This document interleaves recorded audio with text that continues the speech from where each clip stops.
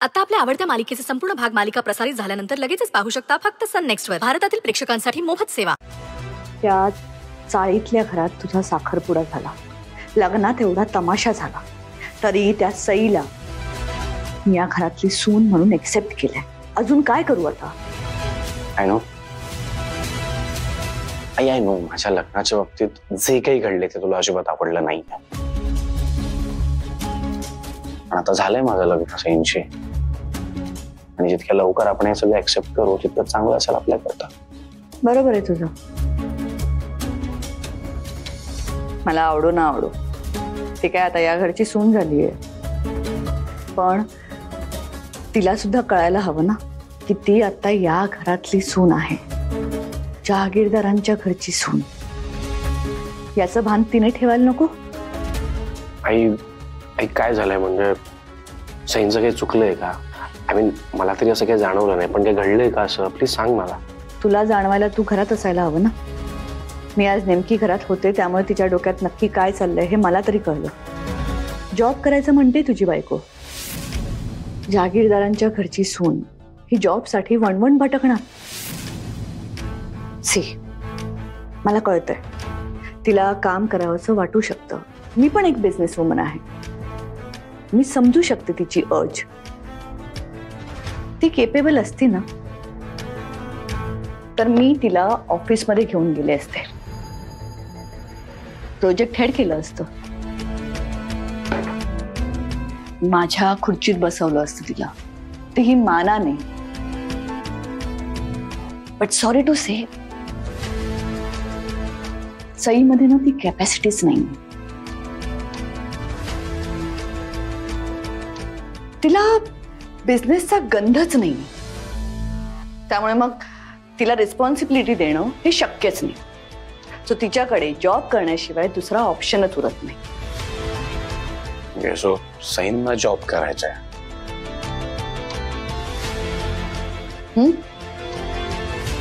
आणि ते स्वतःसाठी नाही तर तिच्या भावासाठी आणि तिच्या आईसाठी.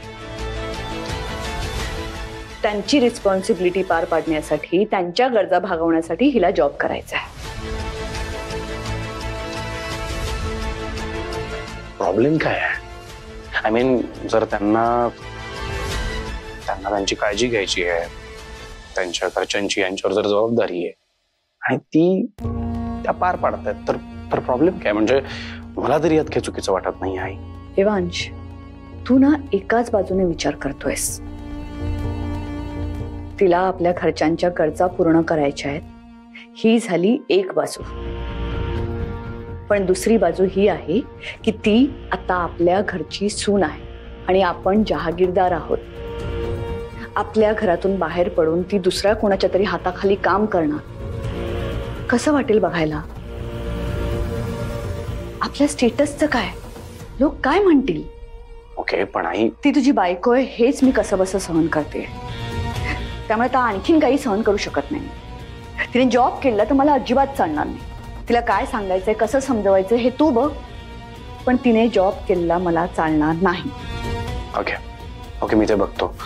म्हणजे त्यांचं काय म्हणणं आहे जरा एकदा बघतो, बोलतो त्यांच्याशी. तिचा काही विचार असेल, पण काय करायचं ते तू बघ आणि तिच्या डोक्यातून जॉब करण्याचा विचार आधी काढून टाकायला सांग तिला.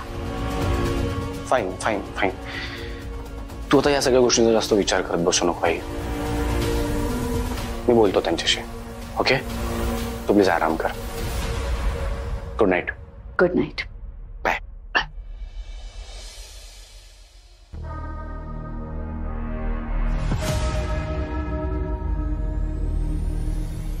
सई सई सई, मोठ्या माझात म्हणाली होतीस ना, माझ्या घरच्यांची काळजी घ्यायला मी समर्थ आहे. जहागीरदारांचा एकही पैसा नको मला. आता बघू तू जॉब कशी करतेस आणि तुझ्या घरच्यांना कशी पोचतेस. बिचारी.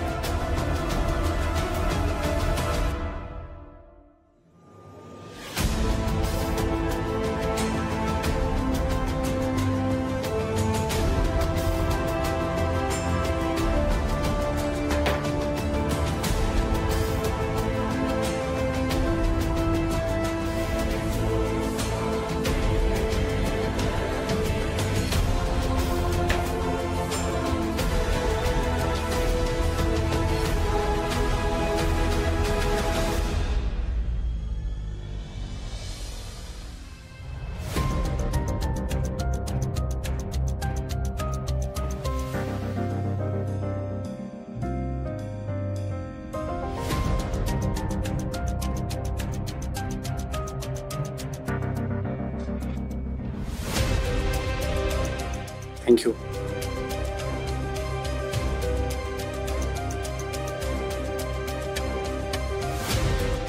सर, आपण बोलू शकतो का आता?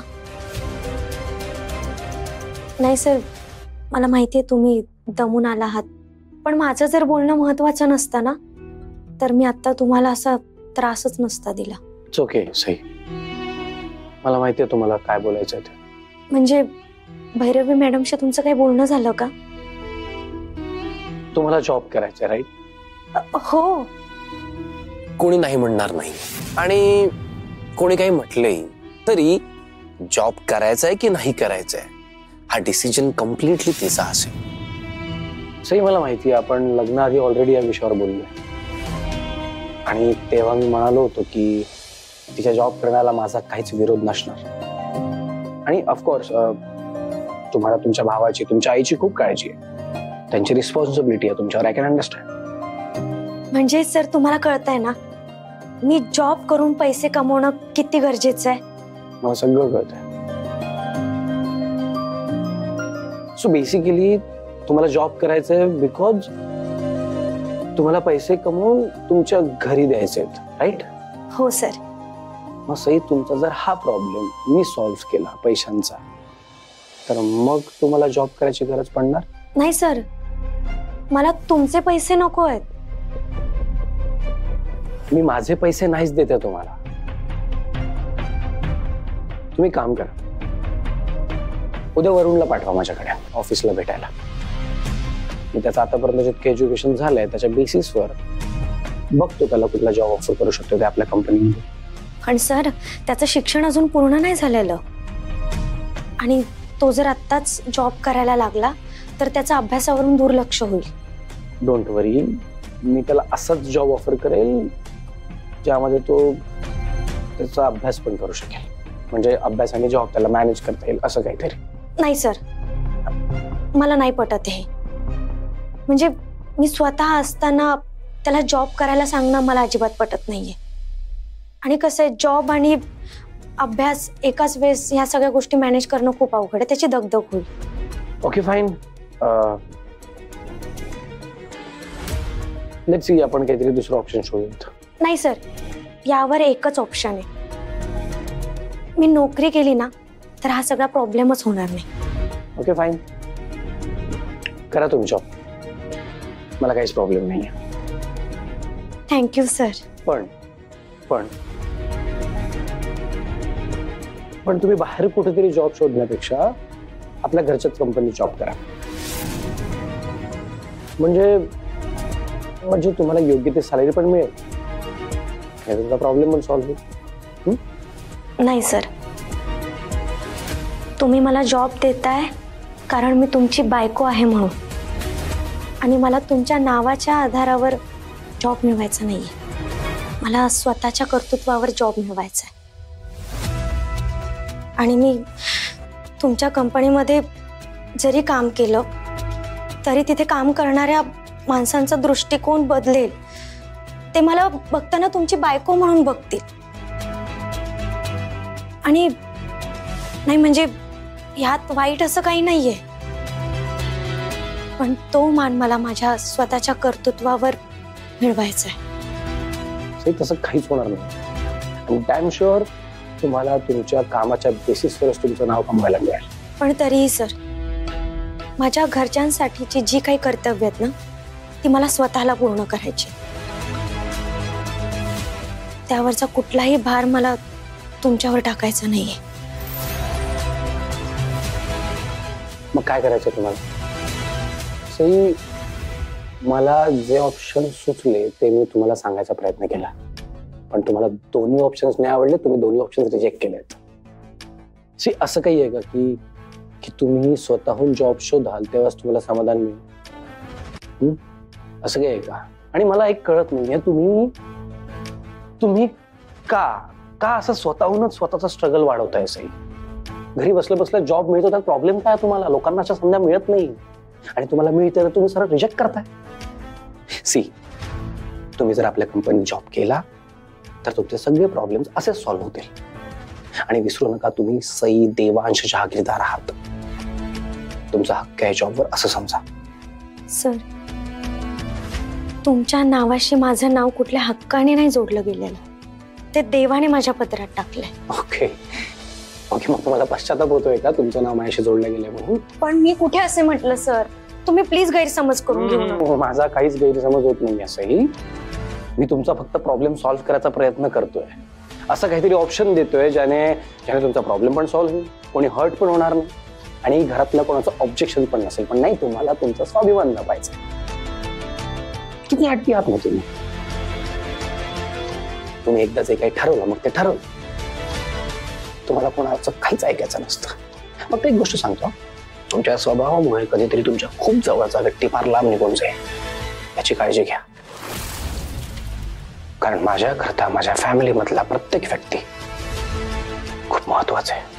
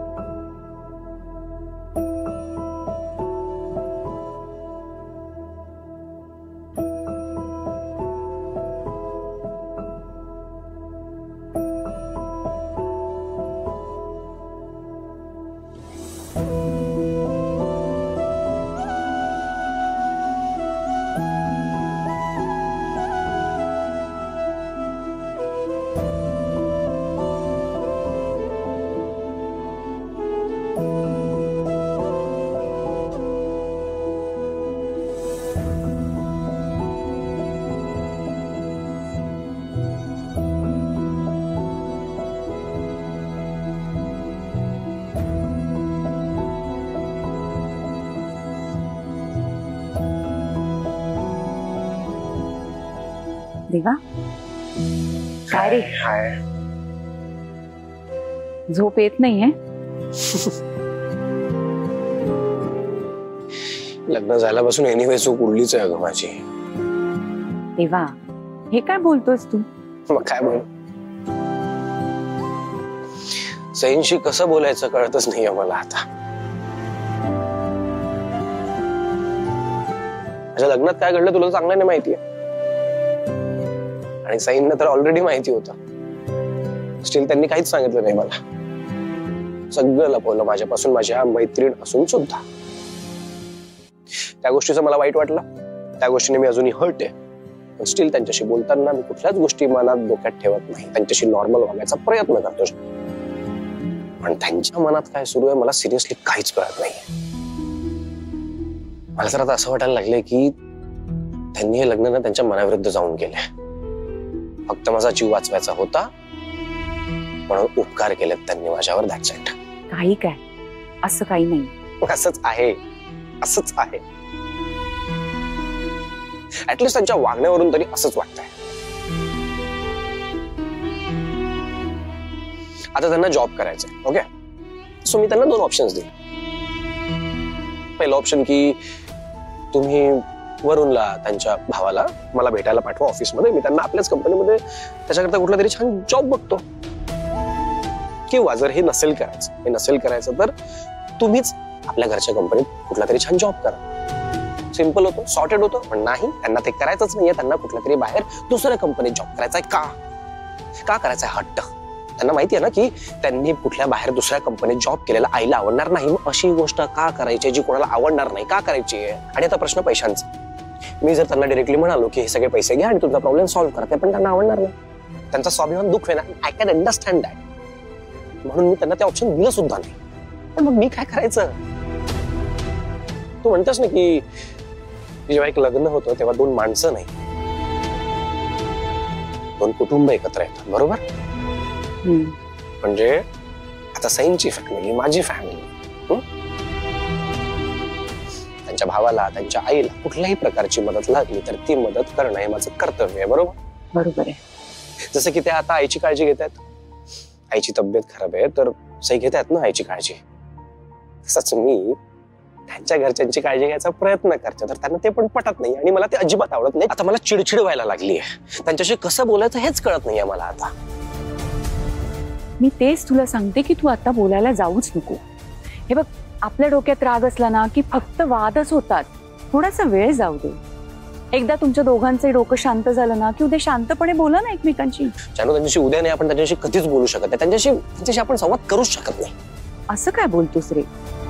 सई खूप शहाणी मुलगी आहे, ती पण खूप गोंधळून गेलीये.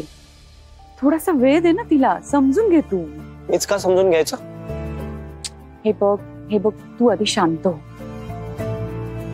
तिला तिच्या माहेरच्यांची काळजी वाटते ना, मग त्यांची कशी मदत करता येईल ह्याचा विचार कर ना तू. तिला जे मान्य नाहीये ते सोडून दे. त्यावर दुसरा काही मार्ग आहे का हा विचार कर. पण काही झालं तरी सईची साथ सोडू नकोस देवांश. तुला आता तिचा हट्ट दिसतोय, पण मला तिची जिद्द दिसते. तिच्या जागी दुसरी कोणी मुलगी असती ना तर तुझ्या ऑफिसमध्ये येऊन तुझी बायको म्हणून, तिकडची बॉस म्हणून मिरवली असती. पण सईला ते करायचं नाही. तिला स्वतःची वेगळी ओळख निर्माण करायची देवा, आणि त्यासाठी ती धडपडते. खरं तर तू खूप लकी आहेस की तुला अशी स्वाभिमानी बायको मिळाली. असं ऐकशील बाळा, आता काही विचार करू नकोस. आधीच दिवसभर खूप दमलायस तू. झोप जा बरं. आधी डोकं शांत कर. उद्या बघ तुला आणखीन एखादा मार्ग सुचेल. झोपशील. Good night. Good night.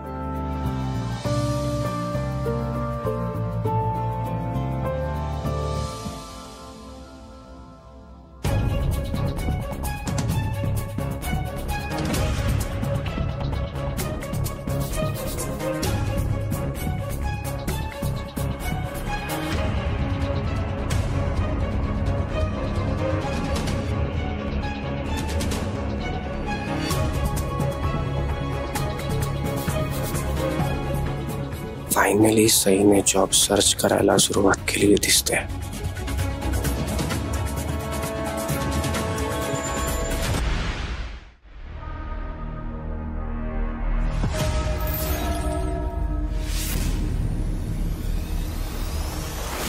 Sai, काहीही झालं तरी ही भैरवी तुला जॉब करण्यासाठी या घराच्या बाहेर पडू देणार नाही.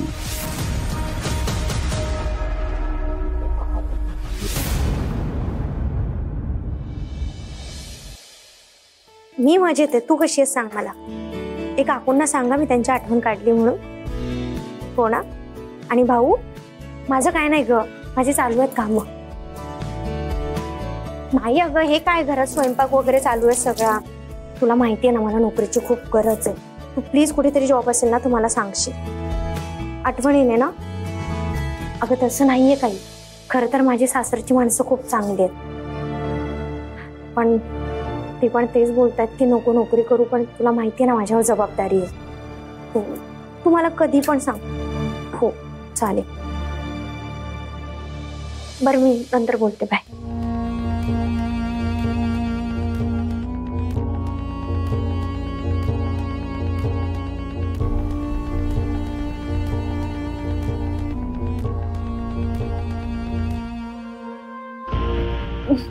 ते आईचा कॉल आला होता. नाही, मी आईला सांगत होते की वरुणला नोकरीला पाठवू नकोस म्हणून. अभ्यासात लक्ष नाही लागणार ना त्याचं, त्यामुळे. तुझ्या माहेरच्यांना इतकीच पैशांची गरज असेल ना तर तुझ्या भावाला म्हणावं आमच्या ऑफिसमध्ये पिऊनची वेकेन्सी आहे. असं दारोदारी भटकण्यापेक्षा निदान AC ऑफिसमध्ये तरी बसेल. आणि आमच्या इथे पिऊनलाही बरा पगार मिळतो. त्यांचं भागेल त्यात. फक्त एकच आहे, त्याला स्वतःची ओळख लपवावी लागेल. आपली ओळख लपवावी लागेल असं त्याला काहीही करायची गरज नाही. आणि काम हे काम असतं. कुठलंही काम छोटं किंवा मोठं असं नसतं. आणि मला माझ्या भावावर पूर्णपणे विश्वास आहे. एक दिवस तो स्वतःची वेगळी ओळख नक्कीच निर्माण करेल. तो जे करेल ते करेल, पण त्याला म्हणावं स्वतःची ओळख निर्माण करताना जहागीरदारांच्या नावाला कुठेही धक्का लागता कामा नये. कळलं? सीमा, सीमा, माझा प्रोटीन शेक कुठे? माहिती आहे ना वर्कआउट नंतर मला प्रोटीन शेक लागतं. कुठे?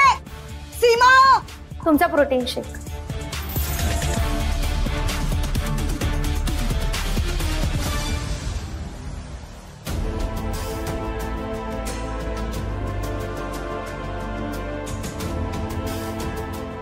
काही झालं तरी मी जॉब शोधते, भैरवी मॅडमला कळता कामा नये.